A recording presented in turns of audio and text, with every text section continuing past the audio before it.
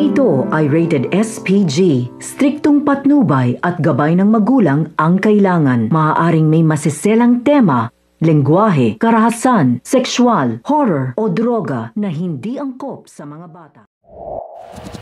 Sa mga payo nga ni Doc Lyndon kay Annalyn ay napaisip na nga at sinunod niya na ito na ipaglaban ang kanyang karapatan dahil siya naman nga ang tunay na anak ni Doc Tanyag.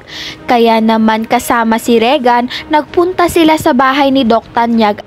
Hinintay nga nila na makauwi ang kanyang ama at nang dumating na nga ay tinawag nga niya ito sa labas ng gate. Nang marinig nga ito ni Doc Tanyag, agad niyang nabusesan na si Annalyn nga ang natawag sa kanya. Ngunit inunahan nga siya ni Moira at pinalayas nga siya ni Moira, ngunit tumatapang na nga itong si Annalyn at di na magpapatinag hanggat hindi niya nakakausap ang kanyang ama na si Doc Tanyag.